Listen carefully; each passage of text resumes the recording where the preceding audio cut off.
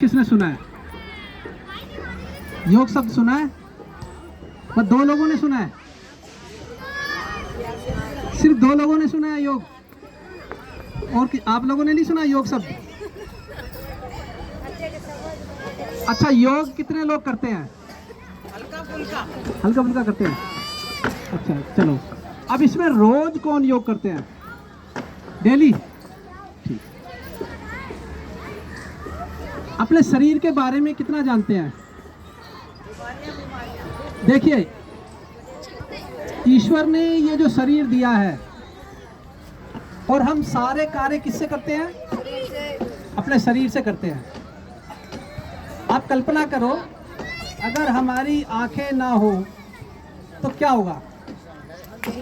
हमारे पैर ना हो तो क्या होगा? हाथ ना हो तो क्या होगा? देखिए, जीवन ये नहीं है कि आप बीमार हो जाएं, घर में परेशान रहें। भाई मान लो अगर कोई बीमार हो गया तो घर वाले कितने 10 दिन 15 दिन आपके साथ खड़े रहेंगे, 20 दिन आपकी सेवा कर देंगे। अंत में क्या होगा? भाई उनको भी तो अपने काम धंधे देखने हैं ना।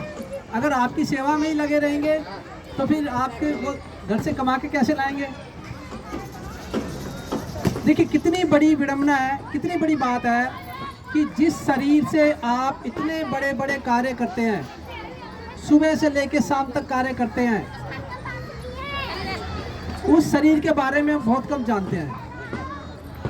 पूरा जीवन जिस शरीर का हम प्रयोग करते हैं कार्य करने के लिए, और उस शरीर के बारे में हम बहुत कम जानते हैं।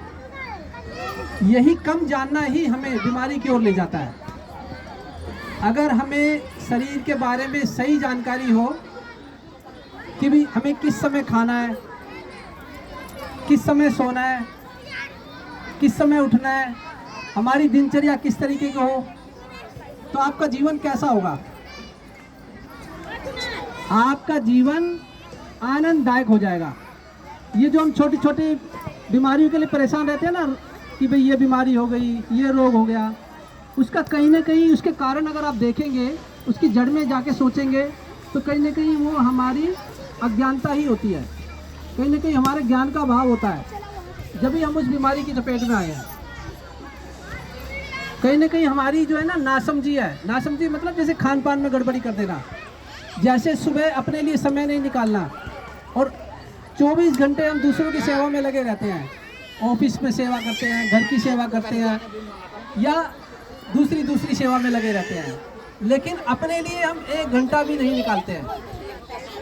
अपने लिए 1 घंटा अवश्य निकालना चाहिए। अगर आप चाहते हैं कि आपका जीवन वास्तव में सही बने, अगर आप चाहते हैं कि आपका जीवन वास्तव में सुखी बने, बिना दवाइयों के जीवन निकले, बिना कष्ट के जीवन निकले, तो आपको अपने लिए, अपने शरीर के लिए जागरूकता लानी होगी। जागरूकता लाएंगे तभी आप शरीर पर काम कर पाएंगे। अपने भोजन को समझना होगा कि मुझे किस तरह का भोजन करना है, कैसा भोजन करना है, कौन सा भोजन मुझे किस बीमारी में नहीं खाना है, कौन सा भोजन मुझे किस बीमारी के लिए सही रहेगा। आपने सुना है ना, जैसा खाओगे अन्न वैसा होगा मन। सुना है आप लोगों ने? किस किस ने सुना है? तो भोजन का बहुत प्रभाव पड़ता है। तो पहले हमें यह सोचना है कि भोजन हमें कैसा लेना चाहिए। और मैं एक मंत्र देता हूँ, हमेशा कहता रहता हूँ कि जब भी आप भोजन करो, 3 बातें आपने हमेशा ध्यान रखनी है। पहला, कि ये जो भोजन मैं करने जा रहा हूँ, क्या ये भोजन मेरे हित में है? मान लो किसी को श्वास की बीमारी है तो उसको चिकनी चीज़ें नहीं खानी है। किसी को ये क्या नाम, मीठा रोग है, शुगर का रोग है, मधुमेह रोग है, डायबिटीज़ है, तो उसको मीठी चीज़ें नहीं खानी है, उनसे कुछ दिनों के लिए परहेज करना है, और खासकर चीनी का बिल्कुल त्याग करना है। तो ऐसी कुछ चीज़ें हैं जिनका हम अगर सही तरीके से ज्ञान बढ़ाकर उसका प्रयोग करेंगे तो उन चीज़ों से काफ़ी हद तक बचाव किया जा सकता है। तो सबसे पहला, हमने जब भी भोजन करें तो आपने ये पूछना है अपने आप से कि क्या ये भोजन मेरे हित में है जो मैं करने जा रहा हूँ। दूसरा क्वेश्चन अपने आप से पूछना है भोजन करने से पहले कि ये भोजन मौसम के अनुसार है। जैसे मान लो सर्दी का मौसम है, सर्दी में आप तरबूज है या दूसरी चीज़ें हैं, क्योंकि आजकल तो सभी चीज़ें मिल जाती है ना, तो वो चीज़ें नहीं लेनी है आपने, मौसम के अनुसार चीज़ें लेनी है।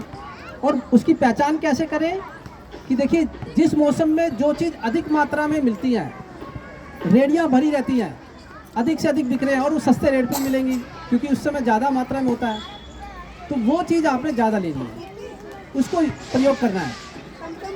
तो पहला आपको बताया गया कि मुझे वो भोजन लेना है जो मेरे हित में हो। दूसरा आपको बताया गया है कि मुझे वो भोजन लेना है जो मौसम के अनुसार हो। तीसरा, आपको भोजन करने से पहले, जब भोजन आप करेंगे तो आपने जितनी आवश्यकता है, जैसे मान लो 4 रोटी की भूख है तो 1 रोटी कम खाइए, यानी जितनी मात्रा में आप खाते हैं उससे थोड़ा सा कम लीजिए, पेट को थोड़ा खाली रखिए। सलाद की मात्रा लें, थोड़ा फल फ्रूट वेजिटेबल्स इनको उचित मात्रा में अनुपात में लें, तो आपका जीवन सुखी बनेगा। तो इसके लिए मेरी सभी से यही निवेदन है कि अपने बारे में जागरूकता लाएं और शरीर को स्वस्थ बनाएं और योग से जुड़ें। 1 घंटा अपने लिए ज़रूर निकालें। देखिए जब हम योग से जुड़ते हैं तो क्या होगा कि कई ऐसे आसन हैं, सहज आसन है, हम लोग मन में ये लाते हैं कि भाई योग करेंगे तो बहुत मुश्किल है, ये हमसे नहीं होगा, शरीर को तोड़ना मोड़ना, ऐसा नहीं है। योग बहुत सरल है। आप बिल्कुल सरल सरल चीज़ कीजिए ना, जैसे हाथ पैरों को खींचना है, खींच के जैसी सुबह नींद खुलती है खींचें और ढीला छोड़ दें, खींचें और ढीला छोड़ दें, तो उससे क्या होगा, आपकी सारी मांसपेशियाँ, हड्डियाँ, कोशिकाएं, सेल सभी एक्टिव रहेंगे और आपकी जो मोटापा भी नहीं बढ़ेगा, मांसपेशियाँ